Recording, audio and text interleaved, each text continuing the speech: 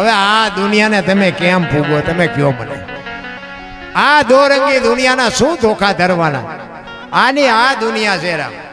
કોઈ દુનિયા રે કાંઈ લેવા, તમે તમારી મસ્તીમાં જીવો, મોજમાં જીવો, બાકી વાતમાં કાંઈ છે જ નહીં. હવે આ અબોલ જીવની સેવા કરે હે? આ કોઈ ગરીબ માગણને બટકું રોટલો દે?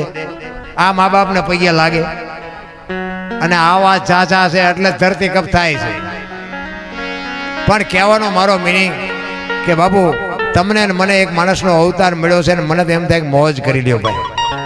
જેટલું જીવાય એટલું. આપણને ખબર નથી ક્યારે ચિઠ્ઠી આપણી ફાટી જાય, પણ જેટલું જીવાય એટલું બાપુ આનંદ કરો, મોજ કરો. બાકી તો છે ને મરવાનું છે વાત પાકી છે, ને કેમ મરવાનું છે એને જોવાનું, કેમ જીવવાનું એ આપણે જોવાનું. બસ મરવાનું કેવી રીતે એને બધું નક્કી કરીને જ રાખ્યું, એ શું આપણે યાદ કરીને કામ છે.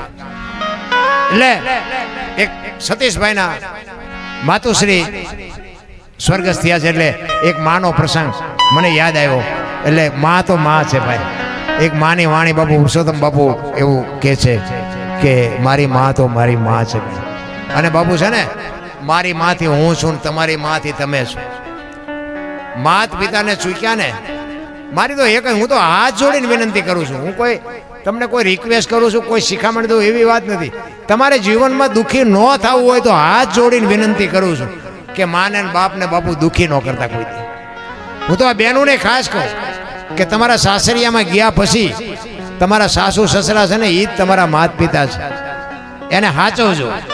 એને પાણીની જરૂર હોય તો પાણી પાજો, બાવડું પકડવાની જરૂર હોય તો બાવડું પકડજો. અને એના આશીર્વાદ બાપુ અડી જાય ને તમારા સંતાનમાં જો કાંઈ ખામી આવે ને તો બાપુ હું ભજન ગાવાનું બંધ કરી દઉં ભલા માણસ. એની આંતળીની દુઆ તમારું કામ કરી જાય. પણ તમે જો સાસુ સસરાને નહીં રાખો, માત પિતાને નહીં રાખો ને જિંદગીમાં બાપુ કોઈ આંગળી, અખિલ બ્રહ્માંડનો માલિક તમારી આંગળી ન પકડે, ગેરંટી આપણી. એટલે પુરુષોત્તમ એટલે કહે છે કે મારી માં તો મારી માં છે ભાઈ. માં જેવું બાપુ પાત્ર આ દુનિયામાં એક વિચાર તો કરો. 9 મહિના ઉદરમાં રાખે, લોહીનું દૂધ કરીને તમને મને પાય, મારો દીકરો મારો દીકરો મારો દીકરો કરી કરી અને માં ભીને હુએ આપણને હુકે હુડાવે, મોઢામાંથી કોળિયા કાઢીને આપણને મોટા કરે.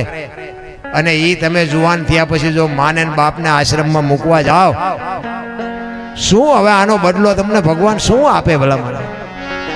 કોઈ બાપુ. અરે ઘણા એવું કહે છે કે અમુક મા બાપ એવા હોય તો કે આમ છે ને તેમ છે ને ભલા. અમને ઘણા કે અમે તમારા વિડીયા જોઈએ. મારે એક જગ્યાએ મારે એક બેન મને કહેતા હતા, મને કે અમુક મા બાપે કચકચિયા હોય એ ચારેક ચારેક કહેજો. એટલે મેં કીધું આમને તો જાણે ગુડી જ દીધેલા છે. મેં કીધું મા બાપને એટલે જ મેં કીધું આ મને ભલામણ કરે છે.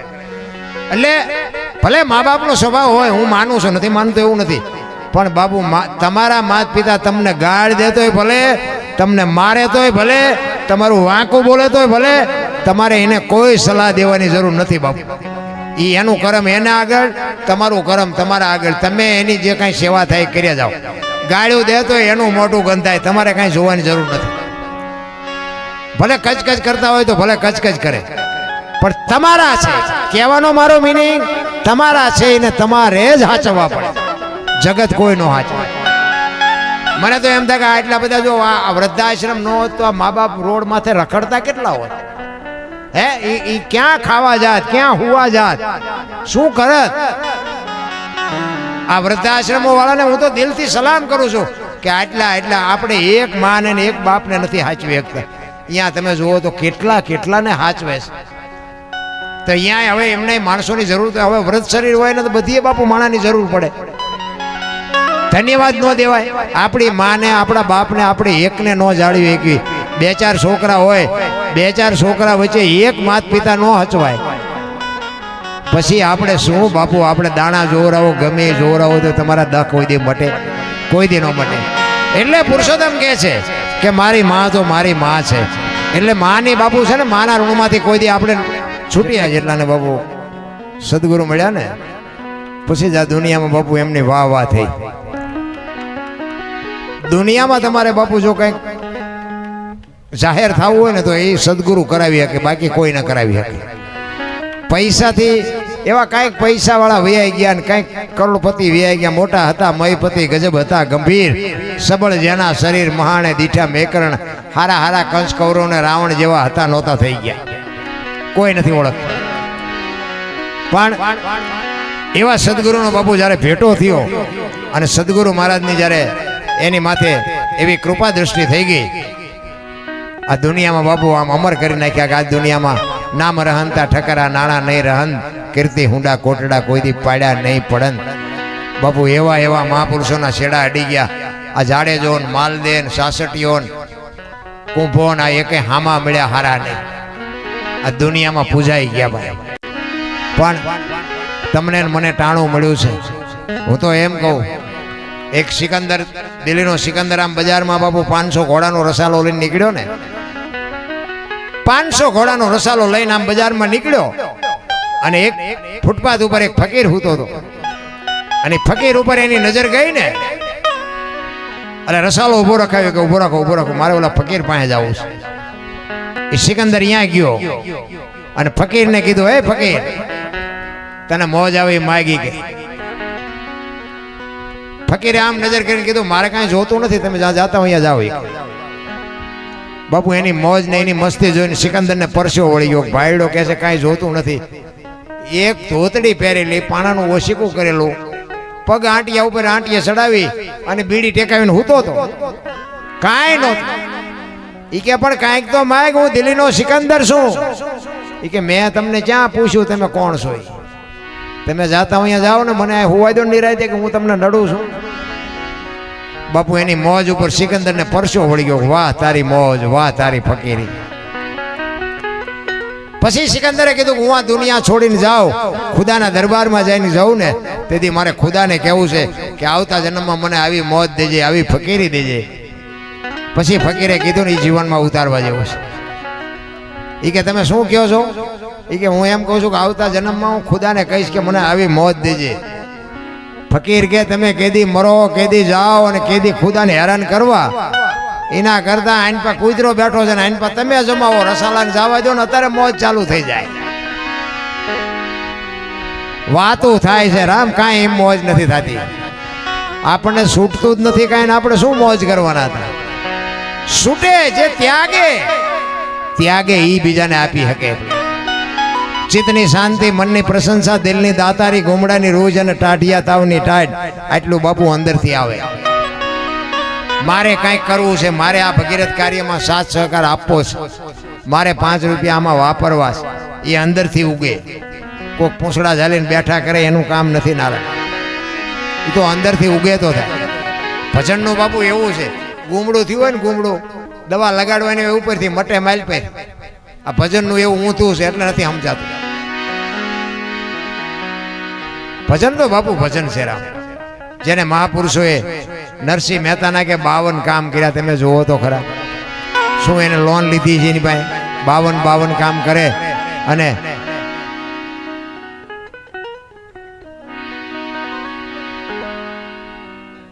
દ્વારકેશ સેવા મંડળ નાના ચિલોડા દ્વારા ગૌ માતા માટે 1551 રોટલીનું દાન કરે છે. બોલો રામદેવજી મહારાજ કી.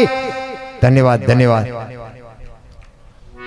આવા દાતારોને બાપુ જોરદાર તાલીઓથી એકવાર વધાવી લ્યો.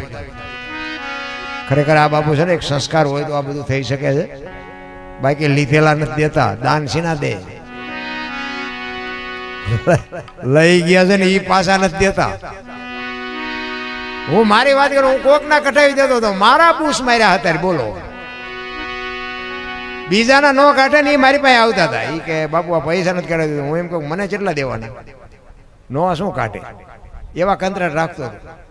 અત્યારે મારા બૂસ માર્યા. બોલો, મેં કીધું હવે ભલે માર્યા, હવે બચાય નહીં, હવે એ આપણે ન કરાય. હવે કારણ કે આ સમજણ વગરનું હતું, ત્યાંથી બધું હાલ્યું. સમજણના ઘરમાં આવ્યા પછી બાપુ આ ન થઈ શકે. પછી તો તમારે જાતું જ કરવું પડે. અને જેટલું જાતું કરો ને એટલું મારો નાશ બેઠો બેઠો બધો હિસાબ રાખે જ છે. કોઈ એમ કહેતું અહીંયા તમે આ દાન આપ્યું કે અથવા તો એ સિવાયનું તમે કોઈ પણ દાન આપ્યું છે બાપુ એને નથી ખબર, એવું એમમાં ન રહેતું. તમે આ 1000 રૂપિયા આપ્યા હોય ને બાપુ જો 10 ગણું કરીને ન આપે તો દુનિયામાં માંડવા બાપુ ઉભાઈ ન રહે. રામ. અને બીજી એક વાત તમારી મને ઈ ગમી. સતીશભાઈ કહેતા હતા ઈ કે અમે જાતે જઈ અને એવા કંત્રાટ રાખતો હતો. અત્યારે મારા બૂસ માર્યા. બોલો, મેં કીધું હવે ભલે માર્યા, હવે બસાય નહીં, હવે એ આપણે ન કરાય હવે, કારણ કે આ સમજણ વગરનું હતું ત્યાંથી બધું હાલ્યું. સમજણના ઘરમાં આવ્યા પછી બાપુ આ ન થઈ શકે. પછી તો તમારે જાતું જ કરવું પડે, અને જેટલું જાતું કરો ને એટલું મારો નાશ બેઠો બેઠો બધો હિસાબ રાખે જ છે. કોઈ એમ કહેતું અહીંયા તમે આ દાન આપ્યું કે અથવા તો એ સિવાયનું તમે કોઈ પણ દાન આપ્યું છે બાપુ એને નથી ખબર, એવું એમમાં ન રહેતું. તમે આ 1000 રૂપિયા આપ્યા હોય ને બાપુ જો 10 ગણું કરીને ન આપે તો દુનિયામાં માંડવા બાપુ ઉભાઈ ન રહે. અને બીજી એક વાત તમારી મને ઈ ગમી. સતીશભાઈ કહેતા હતા ઈ કે અમે જાતે જઈ અને વસ્તુ બધી આપવાની, ઈ મોટામાં મોટી વાત છે. લ્યો નકર એ તમને કોઈ 5 રૂપિયા આપી દે, એ રૂપિયા ક્યાં જાય, ગાયો ખાતી હોય, ખૂંટિયા ખાતા હોય, મારો રામ જાણે. કારણ કે કોઈ પછી હિસાબ જ નથી માગતું. કારણ કે એવા તો બધા અમને હોત અનુભવ થયા છે. અમારી પાસે પ્રોગ્રામ કરાવે, ગાયોના ઘાસચારા હાટું પ્રોગ્રામ કરો, ઘાસચારા આપણે એમ સારું હાલો આવી, પછી આપણે 2 લાખ કીધા હોય, 1.5 લાખ કીધા હોય, એમાંથી પછી આપણને કાપે, આપણે સારું હાલો ને ગાયું હાટું છે ને થોડા ઘણા ઓછા. પછી અમે આમ ઓડિયન્સમાં બાપુ ભીખ માગ્યો કે ભાઈ ગાયું હાટું છે કંઈક આપો. સારો માણા ઓળખી તો હોય, સતીશભાઈ જેવો હોય એમ કે ભાઈ તમારા 5 ન હોય, તમારે 10 દેવા પડે. એમ કરીને ખેંચીને જેટલા ખેંચાય એટલા ખેંચી દઈ. પછી અમે એ ગામનો હોય ને એને અમે કોઈક પછી 2 4 5 દી 8 દી પછી ભેગો થઈને પૂછીને કે ઓલો ગાયોને ઘાસચારાનું પ્રોગ્રામ કર્યો તો ગાયોને ખડબડ નાખ્યું કે નહીં? તો કે નાખ્યું, પણ 50 મણ જેવું નાખ્યું હતું, બાકી તો ખૂંટિયા ખાઈ ગયા. પછી અમને ખબર પડી કે આ તો મારા દીકરા ગાયોનું નથી મૂકતા. પછી તો અમે કહે ભાઈ ગાયું ખાય, ખૂંટિયા ખાય, અમારા એટલા થાય છે, પ્રોગ્રામ કરવો હોય તો કરો, ન કરો તો કંઈ નહીં. કોઈને શરમ જ નથી. ગાયું ના ખાઈ જાય, દીકરીઓ ના ખાઈ જાય, સાધુ ના ખાઈ જાય, ભૂખ જ એટલી ઉઘડી છે. કોઈ બાપુ શેઠો જ નથી. શેઠો હજી લઈ લો હજી, એટલે પણ આ તમે લઈને ચા જાય છો. દવાખાનામાં આપણે જઈએ ને, દવાખાનામાં ડોક્ટરોનો પાર નથી, દવાખાનાનો પાર નથી, મારી પાસે હુતાશીનો પાર નથી. આપણે એમ કે આટલા રોગ, આટલું બધું વિજ્ઞાન, આટલું બધું ભણતર ને આટલું બધું નોલેજ છે, તો માંદા છે એટલા બધા પડે છે. હું ઈ કહું, આપણા ગઢા ભણેલા નહોતા તો એટલા માંદા નહોતા પડતા. તો આટલું બધું વિજ્ઞાન છે બાપુ. આ લોટા હવામાં ઉડાડે છે, માણાનો રોગ ક્યાંથી કરે છે નહીં ખબર પડતી હોય, પણ કોઈને મૂક્યા જ નથી. આમાં તમને હું છે, ડોક્ટરોને નથી હુજતું કે આને શું થયું છે. એ ક્યાંય 15 દી રાખો, હમો થાય કરી દઈશું ને લઈ જજો પાછો. જાજો ભાગ એમનામાં લઈ જવા પડે, એક હમા થાતાય નથી. નો જડે બાપુ. આવા જે ખાઈ ગયા એના રોગ જડે. એના રોગ ગોઈતી ડોક્ટરે ન ગોઈતી કે મારો નાથ જે મોકલે ને એમાં કોઈ દવા ન કરીએ કે. એટલે સવારામ એના ગુરુની વાત કરે છે કે મારા ગુરુ ન મળ્યા હોત તો મારી શું દશા થાત. એટલે એના ગુરુની વાત કરે છે.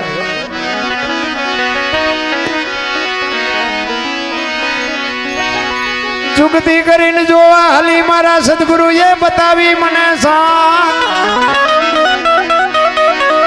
અમરનગર માયા તમ દેખ્યા, હું તો ભૂલી ગઈ તી દેહનું ભાન.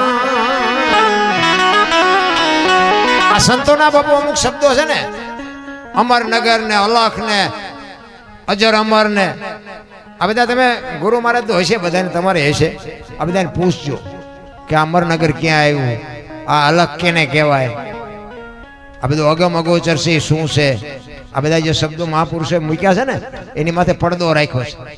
જ્ઞાની પુરુષ હોય ને તો એનો તમને પડદો ઉકેલીને તમને ઓળખ કરાવી શકે. અલખ કોને કહેવાય? લખી ન કે એને અલખ કહેવાય. આ જો પહેલી વાત તો એક આ બોલ્યા જેવી વાત જ નથી. ભજન છે ને, ભજન આખી જુદી બાબત. બોલ્યા જેવી વાત જો બોલાય ને તો લખાય, ને લખાય તો દેખાય, ને દેખાય તો વંચાય. આ એવું છે નહીં. ભજન છે ને આખી વાત. આ તો મનોરંજન છે, આને ભજન ન કહેવાય. આ સમજવા માટે સદગુરુ જોવે ને સદગુરુને પૂછજો કે અલખ કોને કહેવાય. લખી ન કે એને અલખ કહેવાય. તો કેવી રીતે આપણને ખબર પડે? હું એનો એક તમને દાખલો આપું. કોઈ પણ માણસ તેલનો ડબ્બો લઈને આવતો હોય ને, તેલનો ડબ્બો, એને તમે પૂછો ને કે ડબ્બાના કેટલા પૈસા, એટલે કે 25 રૂપિયા. હવે તેલના 25 હશે કે ડબ્બાના, તમે નક્કી કરજો. એમાંથી તેલ કાઢી લે તો ડબ્બાના કેટલા આવે? કિંમત તેલની છે પણ કિંમત ડબ્બાની નથી. પણ મારો કહેવાનો અર્થ શું છે, આ દેહની કિંમત નથી, પણ દેહ વગર ભજન ન થાય. એમ કિંમત તેલની છે, ડબ્બાની નથી. કિંમતી તેલ છે, પણ એ તેલને રાખવા માટે જરૂર ડબ્બાની પડે. ડબ્બા વગર તેલ રહે નહીં. લખવું હોય ને લખી લેજો. બીજી વાત કે તેલ કપાસિયાનું હોય, સિંગ તેલ હોય, પામોલીનું હોય, એ લખાય ડબ્બા ઉપર, તેલ ઉપર ન લખાય. જો તેલ ઉપર લખાતું હોત ને તો અલખની કિંમત ન રહેત. કિંમત તેલની છે, પણ લખાતું નથી એની માથે, એટલે એને અલગ કહેવાય છે.